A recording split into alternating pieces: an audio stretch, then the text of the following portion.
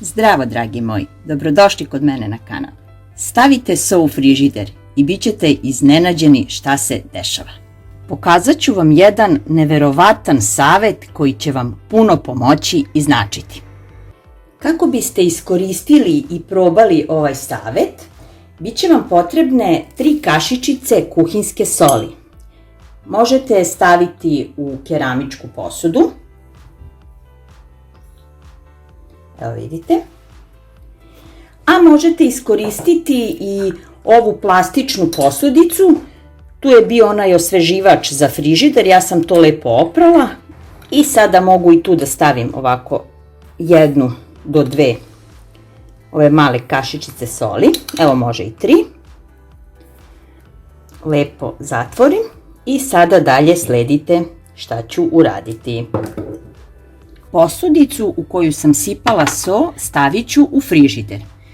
So će pomoći da se pokupi sva vlaga koja se stvara u frižideru i tako će onemogućiti da se kvari hrana, kao što je voće i povrće, a i neće dozvoliti da se mirisi mešaju i hrana će nam uvek biti sveža i zadržat će svoj miris.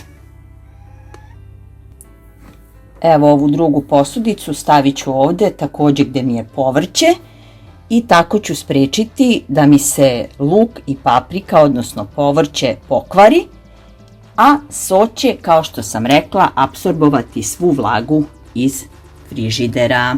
Probajte ovaj savjet i bit ćete zadovoljni i oduševljeni.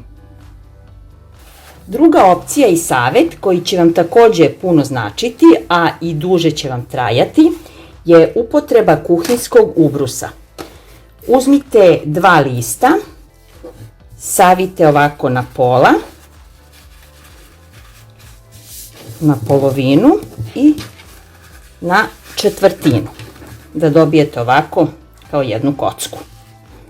Napravite pastu uz pomoć 1 kašike sode bikarbone i uz pomoć malo vode. Također će vam biti potrebna 1 kašika. Sada sve izmešajte dok ne dobijete pastu.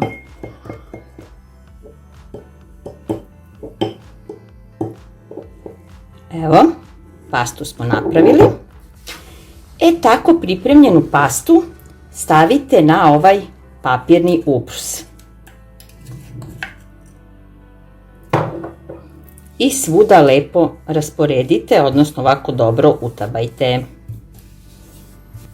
Nadam se da vam se dopadaju moji savjeti za domaćinstvo. Pišite mi kako vam se dopada moj kanal, ostavite mi jedno srce u znak podrške i recite mi odakle me gledate kako bih vas u sljedećem videu pozdravila. Evo vidite, ovako pripremljen ubrus sa tečnim bikarbonatom nosimo u frižider. Isto ga stavljamo na policu, znači gde je hrana, i on će duže trajati, kao što sam rekla, apsorbovat će sve loše mirise i vlažnost iz frižidera i tako će spriječiti da se kvari hrana i da se stvara buć, što veoma utiče na naše zdravlje. Pa dragi moji, podelite ovaj savjet da i drugi vide, da svima bude od koristi, a ja vas sve puno pozdravljam, vidimo se i čujemo nekom sljedećom prilikom. Voli vas Jeca. Ćao!